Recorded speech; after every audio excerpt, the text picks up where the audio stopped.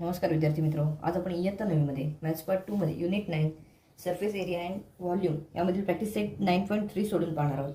या आधीच्या व्हिडिओजमध्ये आपण आधीचे सर्व प्रॅक्टिस सेट्स जे आहेत ते सोडून पाहिलेले आहेत। त्यामध्ये बघा पहिला क्वेश्चन आहे, find the surface areas and volumes of spheres of following radii. आता इथे रेडियस बघा काय दिलेले आहे, तर पहिली 4 सेंटीमीटर्स दिलेली आहे, त्यानंतर 9 सेंटीमीटर्स दिलेले आहे, 3.5 सेंटीमीटर्स दिलेली आहे आणि यामध्ये पायची व्हॅल्यू जी आहे ती 3.14 म्हणजे 3.14 एवढी घ्यायला सांगितलेली आहे। सो इथे पहिली जी रेडियस आहे ती इथे 4 सेंटीमीटर्स आहे। सो 4 सेंटीमीटर्स रेडियससाठी आपण स्पियरचा पहिला सरफेस एरिया कॅल्क्युलेट करणार होता। सरफेस एरिया काढण्याचा फॉर्म्युला जो आहे तो काय आहे, तर 4πr²। आता surface area of the sphere 4 centimetres radius घेऊन सरफेस एरिया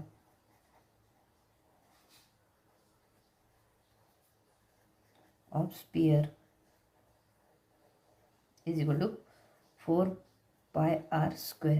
हा इथे फॉर्म्युला आहे, तर फॉर्म्युलामध्ये व्हॅल्यूज आपण पुटअप करणार आहोत। 4 इंटू पायची व्हॅल्यू इथे 3.14 आहे इंटू r² म्हणजेच 4चा स्क्वेअर असणार आहे, 4²। सो आपण हे असं लिहू शकतो, 4 इंटू 3.14 इंटू 4चा स्क्वेअर किती आहे तर 16 एवढा आहे। सो आता या सगळ्यांचं आपल्याला मल्टिप्लिकेशन करावं लागेल। याचं मल्टिप्लिकेशन केल्यावर आपल्याला सरफेस एरिया जो आहे या 4 सेंटीमीटर रेडियस असलेला स्पियरचा जो सरफेस एरिया तो इथे मिळताना दिसून येईल। या सगळ्यांचं मल्टिप्लिकेशन 200.96 एवढं इथे मिळताना दिसून येतं। सो 200.96 आणि सरफेस एरिया सो इथे square centimetre, so centimetre square असं इथे आपण लिहू। बघा इथे आपल्याला काय मिळालेलं आहे, तर इथे सरफेस एरिया ऑफ स्पियर काढायचा होता। आपण काय केलेलं आहे, तर इथे फॉर्म्युला लिहिल्यानंतर व्हॅल्यूज पुटअप केल्यानंतर हे आपण 200.96 सेंटीमीटर स्क्वेअर किंवा स्क्वेअर सेंटीमीटर एवढा आपल्याला याचा सरफेस एरिया आहे, स्पियरचा सरफेस एरिया आपल्याला मिळायला दिसून येतो। आता पुढचं इथे म्हणजेच काय आहे, तर इथे आपल्याला व्हॉल्यूम सुद्धा कॅल्क्युलेट करायचं आहे। So the volume of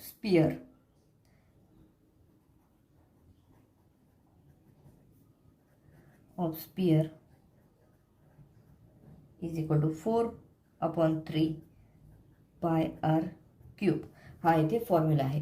4/3πr³ हा इथे फॉर्म्युला आहे। आता या फॉर्म्युल्याचा वापर करायचा आहे आणि आपण इथे या स्पियरचा जो काही व्हॉल्यूम असेल तो इथे कॅल्क्युलेट करायचा आहे। सो इथे आपण व्हॅल्यूज पुटअप करूया। 4/3 इंटू पायची व्हॅल्यू 3.14 अशी घ्यायला सांगितलेली आहे इथे प्रॉब्लेममध्येच, इंटू r³ r म्हणजेच 4 सेंटीमीटर्स रेडियस आहे। सो 4³ एवढं मिळताना इथे दिसून येईल। सो 4³ करून घेऊया। 4 इंटू 4/3 इंटू 3.14 इंटू 4³ किती आहे, इथे 64 हा 4चा क्यूब आहे। सो या सगळ्यांचं मल्टिप्लिकेशन बघा काय आपल्याला मिळतं आहे। या सगळ्यांचं मल्टिप्लिकेशन जे डिनॉमिनेटरला आहेत न्यूमरेटरला आहेत त्या सगळ्यांचं आपण इथे मल्टिप्लिकेशन करून घेऊया। या सगळ्यांचं मल्टिप्लिकेशन आपल्याला काय मिळते बघा, जे न्यूमरेटरला आहेत त्यांचे 803.84 एवढं मिळताना दिसून येतं। अपॉन 3 आहे तिथे, डिवायडेड बाय 3। आता ह्याला आपण 3ने डिवाइड जेव्हा करणार आहोत तेव्हा बघा आपल्याला काय मिळते, 267.946। आता हा जो डिजिट आहे तो 5+ डिजिट आहे। सो आपण आता थर्ड डिजिट न घेता आपण यामध्ये 1 ॲड करून आपल्याला काय मिळेल, 267.95। आता हा जो आहे तो इथे व्हॉल्यूम आहे, तो व्हॉल्यूम कसा कॅल्क्युलेट केला जातो, तर cubic centimetre. So cubic centimetre किंवा सेंटीमीटर क्यूब एवढा आपल्याला ह्या स्पियरचा व्हॉल्यूम मिळालेला दिसून येतो, 267.95 क्युबिक सेंटीमीटर। आणि इथे आपल्याला जो सरफेस एरिया आहे तो काय मिळालेला दिसून येतो, तो बघा 200.96 स्क्वेअर सेंटीमीटर एवढा इथे मिळालेला दिसून येतो। बघा पहिला जो प्रॉब्लेम होता त्यातला पहिला जो आहे 4 सेंटीमीटर्स रेडियस घेऊन आपल्याला सरफेस एरिया आणि व्हॉल्यूम कॅल्क्युलेट करायचे होते स्पियरचे, तर ते आपण इथे कॅल्क्युलेट केले आहेत। आपण 9 सेंटीमीटर ही रेडियस घेणार आहोत आणि हे कॅल्क्युलेट करणार आहोत। दुसऱ्या प्रॉब्लेममध्ये बघा काय दिलेलं आहे, 9 सेंटीमीटर हे रेडियस आहे। सो आपण पहिला सरफेस एरिया कॅल्क्युलेट करूया स्पियरचा। The surface area of sphere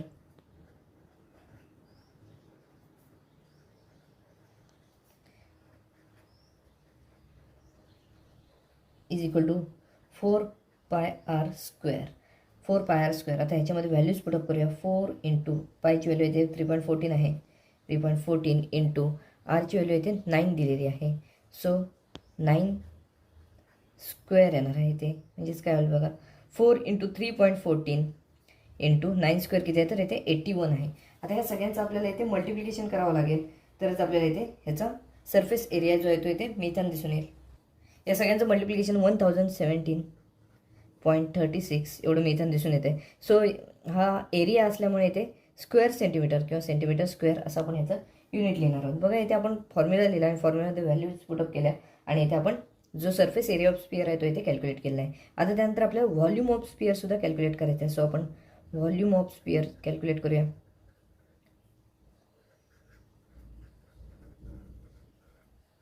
four upon 3 pi R cube हा इथे फॉर्म्युला आहे. सो ह्याच्यामध्ये व्हॅल्यूज पुटअप करून बघा कसं येणार आहे. 4/3 इंटू पायची व्हॅल्यू इथे आपल्याला दिली आहे 3.14 इंटू आर क्यूब म्हणजेच रेडियसचा क्यूब आहे. रेडियस किती आहे, इथे 9 दिलेली आहे रेडियस. आपण क्यूब न घेता सरळ असं घेऊया 9 इंटू 9 इंटू 9 9 इंटू 9 इंटू 9 म्हणजेच 9चा क्यूब आहे इथे, असं इथे आपण म्हणू शकतो. सो एक कसं होईल बघा, 3 1 जा 3 3 3 जा 9 असं इथे होताना दिसून येईल. सो 4 इंटू 3.14 इंटू बघा आपण इथे 3चा इथे काय ह्याच्याबरोबर डिवाईड केलेला आहे 9ला, तर सो इथे 3 मिळताना दिसून येईल. 3 इंटू 9 इंटू 9. आता या सगळ्यांचं मल्टिप्लिकेशन केलं तर आपल्याला जो व्हॉल्यूम आहे स्पियरचा तो इथे मिळेल 3052.08 3052.08 cubic centimetre. So centimetre cube हा इथे आपल्याला या रेडियस असलेल्या स्पियरचा व्हॉल्यूम आहे असं इथे मिळताना दिसून येते. बघा इथे आपण काय केलं, पहिलं एरिया कॅल्क्युलेट केला. एरिया कॅल्क्युलेट केल्यानंतर व्हॉल्यूमसुद्धा इथे कॅल्क्युलेट केला. इथे आपल्याला फॉर्म्युले जे आहेत ते इथे लक्षात असणं गरजेचं आहे. अशा प्रकारचे जे प्रॉब्लेम्स आहेत ते सॉल्व्ह करत असताना आपण आता थर्ड जो प्रॉब्लेम आहे 3.5 सेंटीमीटर्स एवढं आपल्याला हे दिलेलं आहे रेडियस. सो तो प्रॉब्लेम सॉल्व्ह करूया. तर इथे surface area of sphere formula लिहायचं आपण.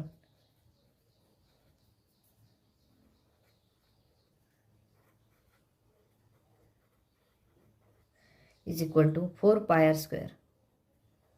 तर व्हॅल्यूज पुटअप करूया बघा. 4 इंटू पायची व्हॅल्यू आहे 3.14 इंटू आर स्क्वेअर. आर काय 3.5 आहे. सो 3.5चा स्क्वेअर होईल इथे. सो बघा काय होईल पुढच्या स्टेपला. 4 इंटू 3.14 4 इंटू 3.14 इंटू 3.5चा स्क्वेअर काय आहे तर 12.25 हा आहे. सो या सगळ्यांचं मल्टिप्लिकेशन केलं तर आपल्याला या स्पियरचा सरफेस एरिया जो आहे तो इथे मिळताना दिसून येईल 153.86 हे या सगळ्यांचं मल्टिप्लिकेशन आहे. सो 153.86 स्क्वेअर सेंटीमीटर हा इथे आपल्याला काय मिळालेला आहे तर सरफेस एरिया ऑफ स्पियर मिळालेला दिसून येतो. So surface area of sphere काय मिळालेला आहे 153.86 सेंटीमीटर स्क्वेअर किंवा स्क्वेअर सेंटीमीटर असं इथे आपण म्हणू. व आता सरफेस एरिया झालेला आहे. आपण व्हॉल्यूम कॅल्क्युलेट करूया. व्हॉल्यूम ऑफ स्पियर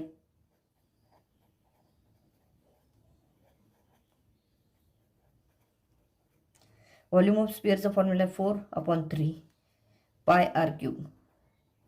आता यामध्ये आपण व्हॅल्यूज पुटअप केल्या तर बघा 4/3 इंटू पायची व्हॅल्यू किती आहे तर 3.14 ही आहे इंटू आर क्यूब म्हणजेच 3.5चा क्यूब आहे.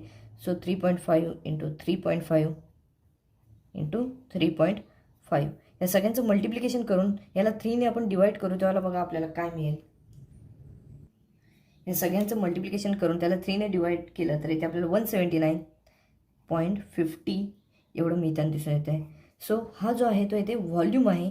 या 3.5 सेंटीमीटरचा जो रेडियस आहे त्या स्पियरचा व्हॉल्यूम आहे तो इथे आपण असं म्हणू क्युबिक सेंटीमीटर किंवा सेंटीमीटर क्यूब असं म्हटलं तरी इथे चालण्यासारखं आहे. बघा हे जे प्रॉब्लेम्स होते, पहिला प्रॉब्लेम होता त्यामध्ये आपल्याला 3 रेडियस दिले होते. त्यांचा आपल्याला त्या रेडियस असलेल्या स्पियरचा एरिया कॅल्क्युलेट करायचा होता, त्याचबरोबर व्हॉल्यूमसुद्धा कॅल्क्युलेट करायचा होता. आपण इथे फॉर्म्युला यूज केलेला आहे surface area of sphere is equal to 4 pi r square. या फॉर्म्युल्याने आपण तिन्हींचे पण सरफेस एरिया काय ते कॅल्क्युलेट केलेले आहेत. आणि व्हॉल्यूम ऑफ स्पियरसाठी फॉर्म्युला आहे 4/3 पाय आर क्यूब. ह्या फॉर्म्युलाचा यूज करून तिघांचेही आपण इथे काय केलेलं आहे तर व्हॉल्यूमसुद्धा कॅल्क्युलेट केलेले आहेत. बघा हा जो पहिला क्वेश्चन होता तो आपला इथे पूर्णपणे सोडवून झालेला आहे. इथे आपल्याला सेकंड प्रॉब्लेममध्ये असं दिलेलं आहे बघा. If a radius of the solid hemisphere is 5 centimetres then find its curved surface area and total surface area. इथे पायची व्हॅल्यू दिली आहे 3.14. सो इथे बघा आपल्याला कर्व सरफेस एरिया आणि टोटल सरफेस एरिया कॅल्क्युलेट करायचा आहे हेमिस्फिअरचा. त्याची रेडियस आहे इथे 5 सेंटीमीटर्स. सो आपण इथे सोडवण्याची सुरुवात करूया. बघा इथे रेडियस म्हणजे आरची व्हॅल्यू जी आहे ते इथे 5 सेंटीमीटर्स दिलेली आहे. R equal to 5 centimetres. आपल्याला पहिलं काय करायचं आहे तर कर्व सरफेस एरिया कॅल्क्युलेट करायचा आहे. कर्व सरफेस एरिया हेमिस्फिअरचा जो असतो सॉलिड हेमिस्फिअरचा तो किती कसा असेल त्याचा फॉर्म्युला आहे 2πr².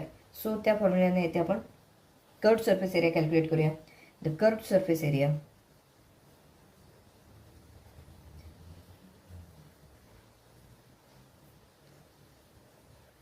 of solid hemisphere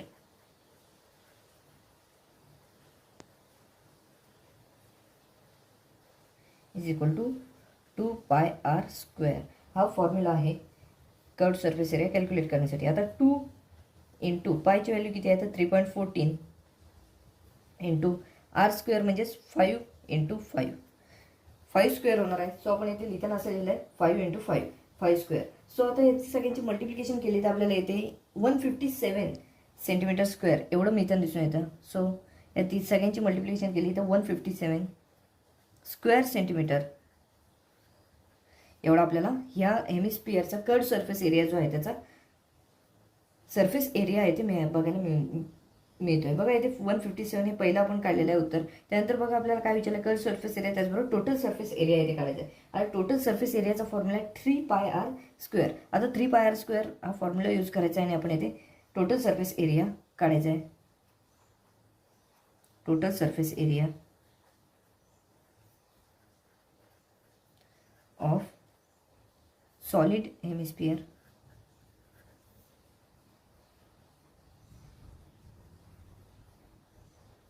solid हेमिस्फिअरचा टोटल सरफेस एरिया त्याचा फॉर्म्युला आहे 3πr². हा इथे फॉर्म्युला आहे. आता याच्यामध्ये आपण व्हॅल्यूज पुटअप करूया. 3 इंटू पायची व्हॅल्यू 3.14 आहे इंटू r² आहे. सो इथे 5 इंटू 5 असं आपण घेतलेलं आहे 5². सो आपण 5 इंटू 5 घेतलेलं आहे. आता यांचं सगळ्यांचं मल्टिप्लिकेशन केलं तर इथं यांचं सगळ्यांचं मल्टिप्लिकेशन आपल्याला काय मिळेल 235.5 सेंटीमीटर स्क्वेअर एवढं इथे मिळताना दिसून येते 235.5 स्क्वेअर सेंटीमीटर एवढा आपल्याला ह्या सॉलिड हेमिस्फिअरचा टोटल सरफेस एरिया बघायला मिळतो. बघा ह्याची आपण दोन्ही आन्सर काढलेले आहेत. त्याच्यामध्ये आपल्याला काय विचारलं होतं कर्व सरफेस एरिया हेमिस्फिअरचा आणि टोटल सरफेस एरिया हेमिस्फिअरचा आपल्याला कॅल्क्युलेट करायचा होता. कर्व सरफेस एरियासाठी फॉर्म्युला आहे 2πr². त्यानुसार येथे आपण कर्व सरफेस एरिया कॅल्क्युलेट केला आणि टोटल सरफेस एरियासाठी फॉर्म्युला आहे 3πr². सो यानुसार सुद्धा येथे आपण टोटल सरफेस एरिया तो येथे कॅल्क्युलेट केला. दुसरा जो प्रॉब्लेम होता येथे आपण तो पूर्णपणे सोडून झालेला आहे. थर्ड प्रॉब्लेममध्ये आपल्याला असं दिलेलं आहे की if the surface area of a sphere is 2826 centimetre square then find its volume. आता इथे आपल्याला व्हॉल्यूम कॅल्क्युलेट करायचं. आपल्याला सरफेस एरिया दिला आहे. आता व्हॉल्यूम कॅल्क्युलेट करायचं असेल तर आपल्याला रेडियस लागणार आहे. तर रेडियस आपल्याला इथे दिलेली नाही आहे. सो इथे आधी आपण रेडियस काय असेल ते काढून घेऊया. बघा सरफेस एरिया दिलेला आहे 2826. Surface area of sphere is equal to 2826 centimetre square असं इथे दिलेलं आहे. सो आता इथे आपण फॉर्म्युला वापरूया टोटल सरफेस एरियाचा आणि इथे आपण सोडवण्याची सुरुवात करूया. The surface area of sphere is equal to 4πr².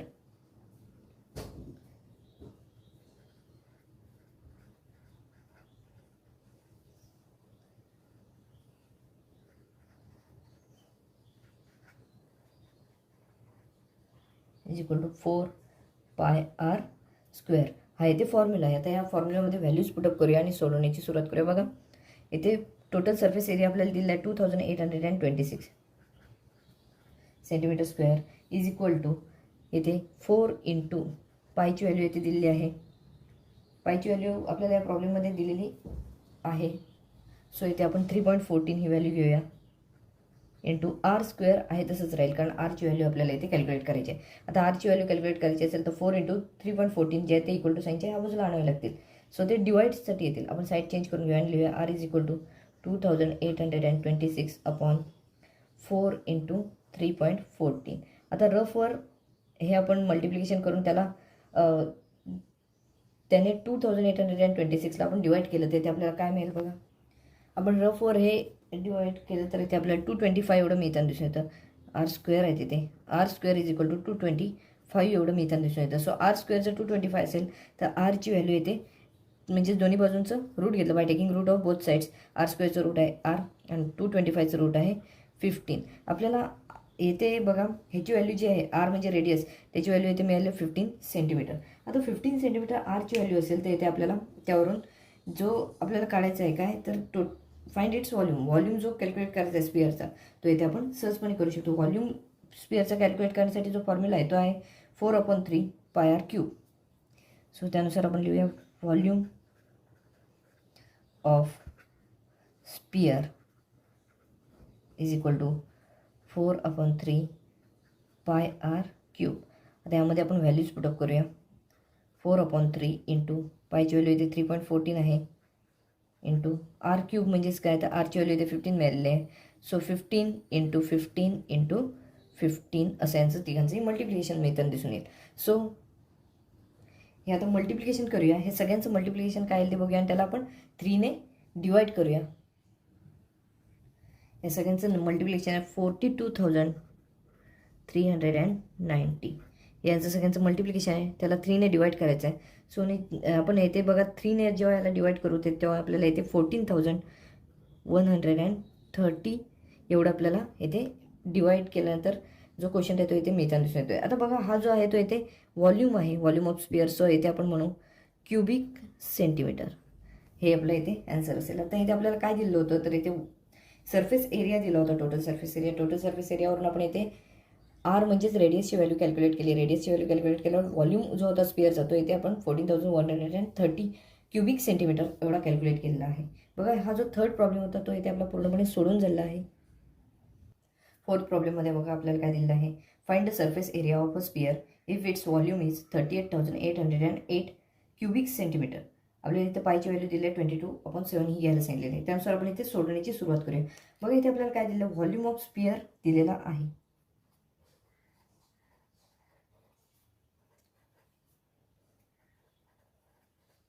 Is equal to 38,808 cubic centimetre एवढा दिलेला आहे. आणि इथे आपल्याला काय कॅल्क्युलेट करायचं आहे तर सरफेस एरिया. आता सरफेस एरिया जर कॅल्क्युलेट करायचा असेल तर आपल्याला तिथे त्याचा रेडियस माहिती असणं गरजेचं आहे. सो इथे आपण व्हॉल्यूमवरून सरफेस एरिया जो असेल तो इथे कॅल्क्युलेट करूया. सुरुवातीला आपण रेडियस काय असेल ती मिळूया. The volume of sphere formula लिहूया बघा. Volume of sphere is equal to 4/3 pi R cube. हा फॉर्म्युला आहे. आता या फॉर्म्युलामध्ये आपण व्हॅल्यूज पुटअप करणार आहोत. बघा व्हॉल्यूम जो आहे तो इथे आपल्याला दिलेला आहे. व्हॉल्यूम किती आहे इथे तर 38,808 इज इक्वल टू 4/3.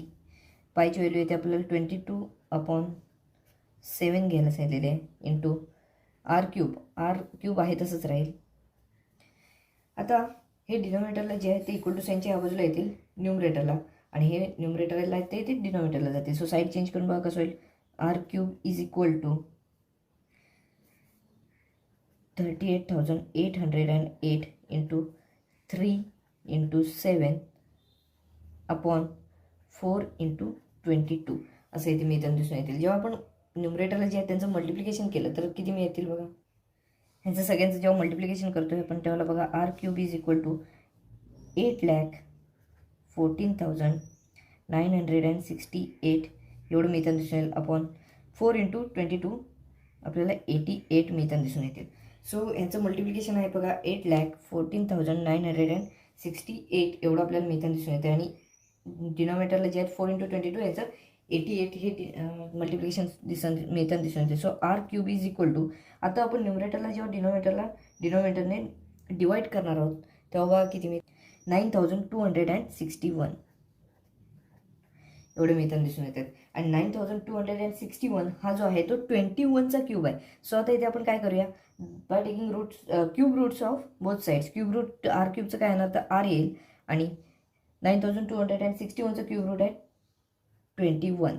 सो इथे आपण असं म्हणू आर आहे त्याची आरची जी व्हॅल्यू आहे ते इथे आपल्याला 21 आहे असे ते मिळताना दिसून येते. आर म्हणजेच काय रेडियस आहे तर रेडियस आपल्याला इथे 21 मिळताना दिसून येते. Therefore radius is equal to 21 येथे सेंटीमीटर आपल्याला असं म्हणावं लागेल. रेडियस आपल्याला मिळाले 21 सेंटीमीटर. आता आपल्याला काय विचारलेलं आहे, तो व्हॉल्यूम दिलेला आहे आणि सरफेस एरिया विचारलेला आहे. सो आता इथे आपण फॉर्म्युला लिहिणार आहोत, surface area of sphere is equal to 4πr². या फॉर्म्युल्याने आपण कॅल्क्युलेट करूया. बघा, surface area of sphere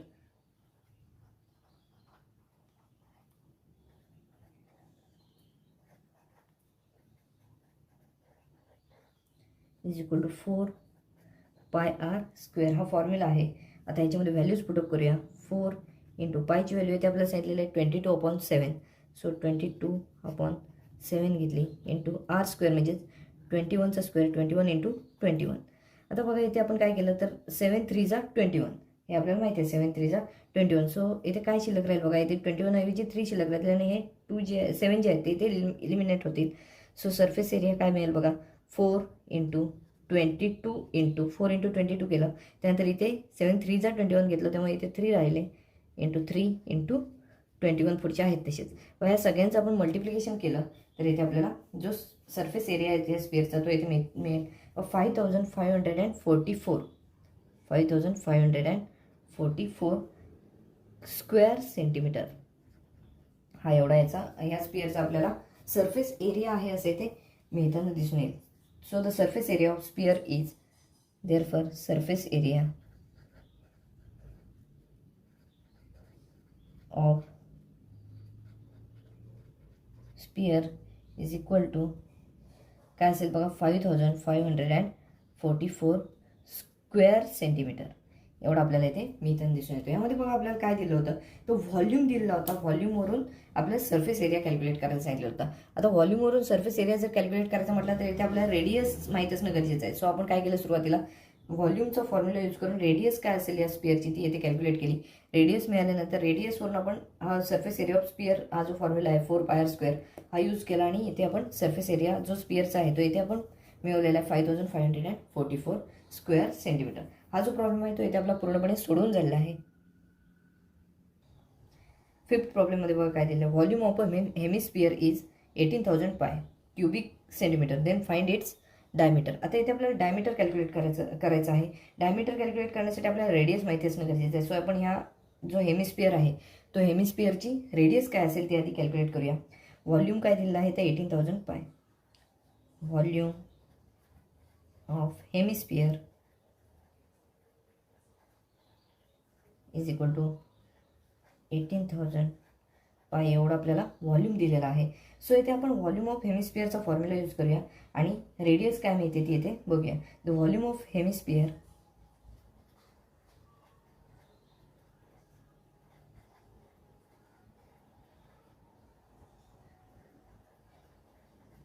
is equal to 2/3 2/3 पाय r³ हा इथे फॉर्म्युला आहे. आपल्याला इथे हेमिस्पियरचा जो व्हॉल्यूम आहे तो इथे दिलेला आहे already. So 18,000 pi is equal to values put up करूया बघा 2/3. आता इथे पाय आहे तसंच ठेवूया का तर आपल्याला पाय दोन्ही बाजूला इथे दिसत आहेत. सो इथे ते आपल्याला एकमेकांना कॅन्सल करता येऊ शकतात इंटू r³ असं इथे आपल्याला मिळताना दिसून येईल. सो आपण आता काय करूया पुढच्या स्टेपला, हे जे 2/3 जे आहे ते इकडे आणूया. 3 इथे न्युमरेटरला येतील, 2 इथे डिनोमिनेटरला येतील आणि पायसुद्धा इथे डिनोमिनेटरला येतील आणि r³ एका बाजूला ठेवूया. बघा साईड चेंज केली तर आपल्याला असं मिळेल r³ is equal to 18,000 pi into 3/2 into pi असं इथे मिळताना दिसून येईल.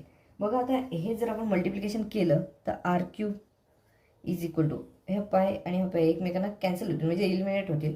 त्यानंतर बघा 18,000 इंटू 3/2 18,000 इंटू 3 म्हणजे 54,000/2 54,000ला आपण 2ने डिवाईड केलं तर इथे आपल्याला 27,000 एवढं मिळताना दिसून येईल. r³ व्हॅल्यू आपल्याला इथे 27,000 एवढी मिळताना दिसून येते. आता हा 27,000 जे आहेत ते 30चा क्यूब आहे.